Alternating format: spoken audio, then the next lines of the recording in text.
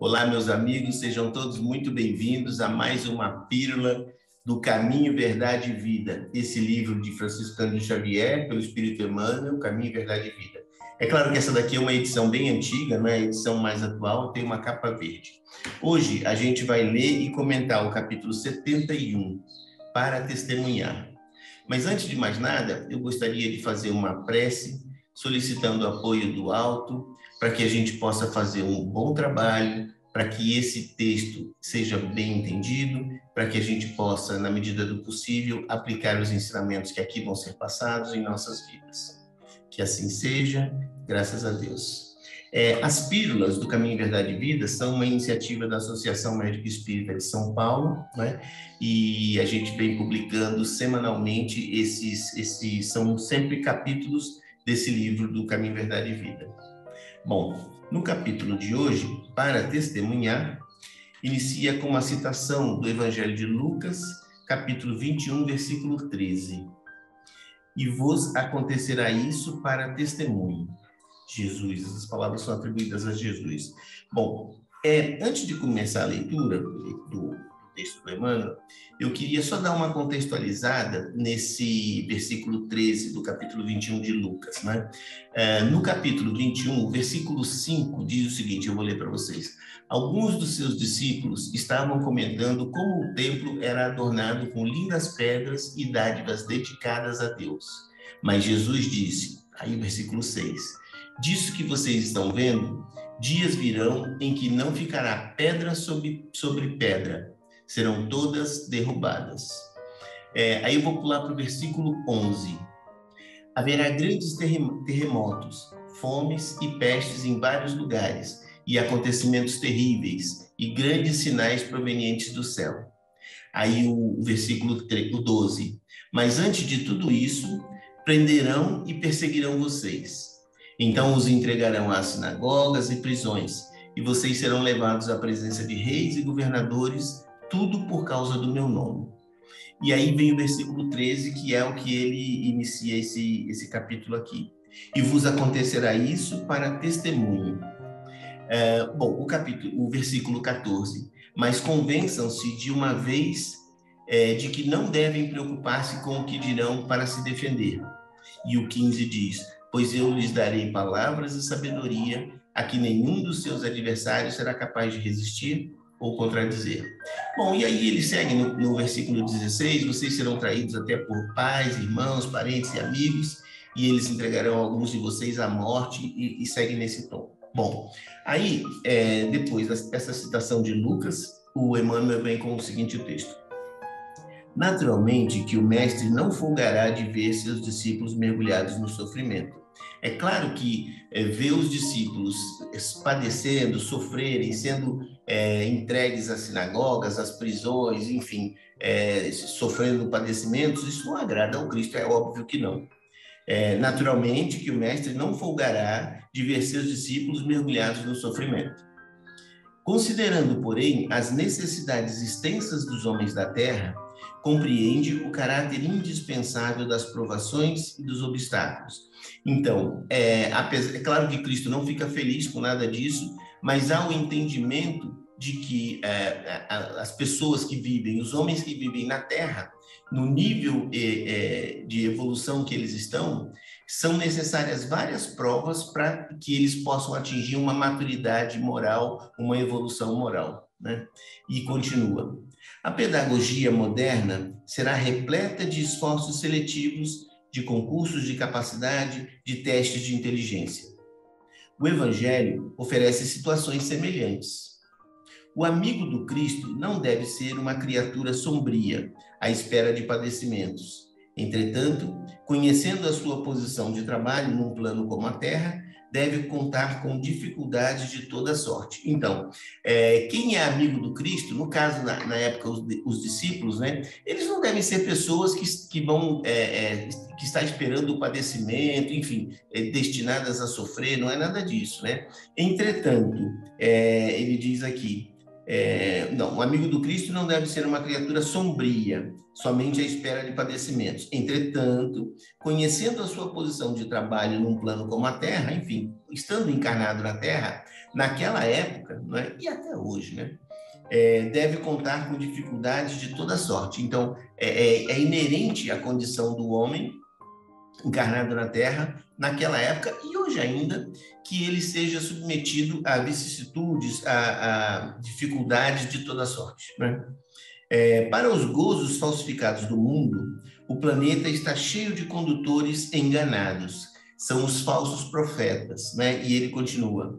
Como invocar o Salvador para a continuidade de fantasias? Quer dizer, como que você pode pedir a Deus a continuidade de facilidades, de fantasias, de coisas que não te levam a um progresso, né? Uma vida fácil, uma vida farta, uma vida sem atribulações, né? Não que as atribulações, isso é bastante delicado, né? Não é que para evoluir a gente precise obrigatoriamente passar por tribulações, não é isso. Entretanto, as tribulações, o sofrimento, o padecimento são excelentes professores. Então, todas as dificuldades que a gente passa na vida, isso nos ensina alguma coisa, não é? E é um ensinamento. Então, o sofrimento é um professor muito eficiente, né? É esse o sentido.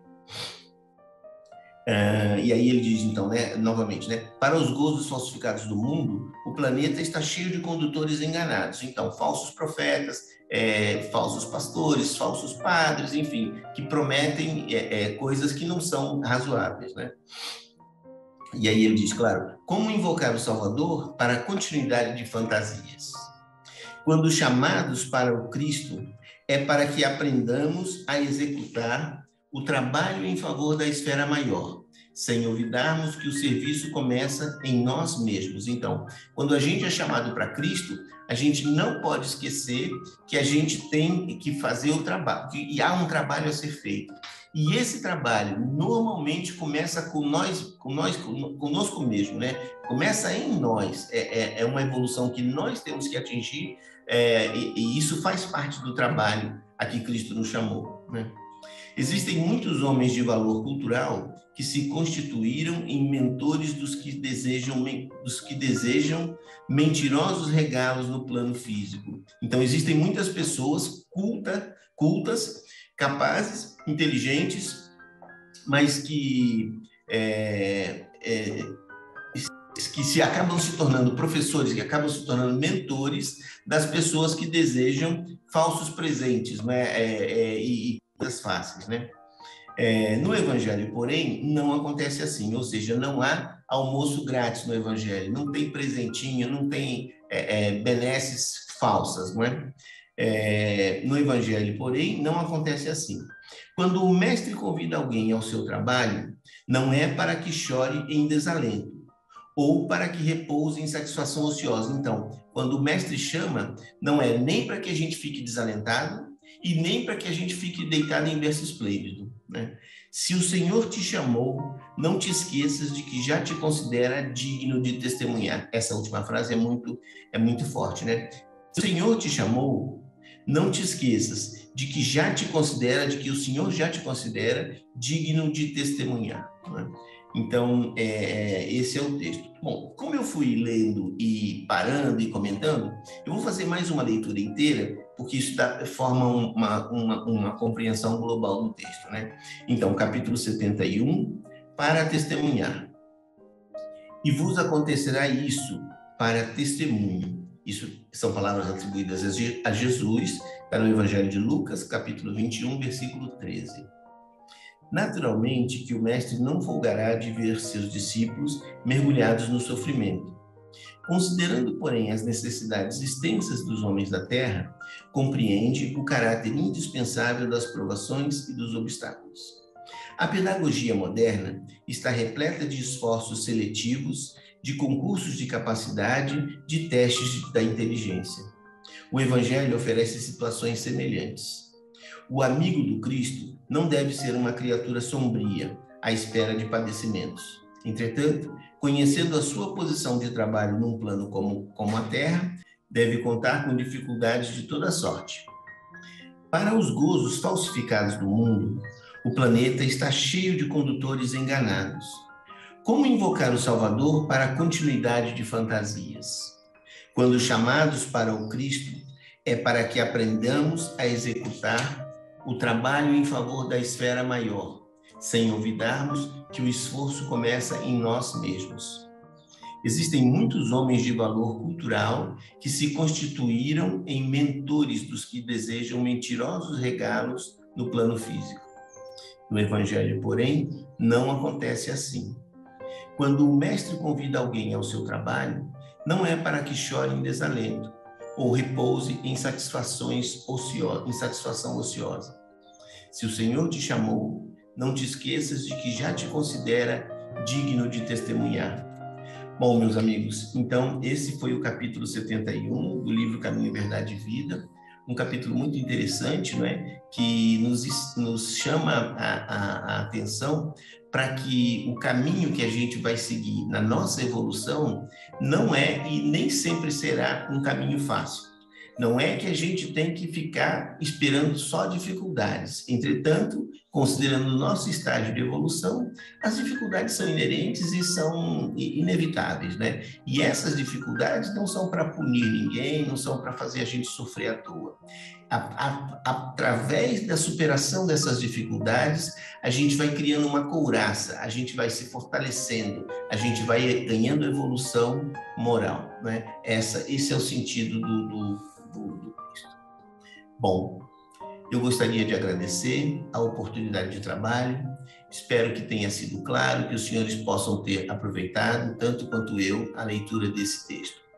Que o nosso Senhor Jesus Cristo possa nos dar a oportunidade de seguir com o estudo do Evangelho, seguir com o estudo da sua palavra, para que a gente possa alcançar num espaço mais curto possível de tempo a nossa evolução, a nossa ascensão e ao caminho da perfeição. Agradecemos a oportunidade, que assim seja, graças a Deus. Amigos, então, até a próxima oportunidade. Um grande abraço a todos, fiquem com Deus.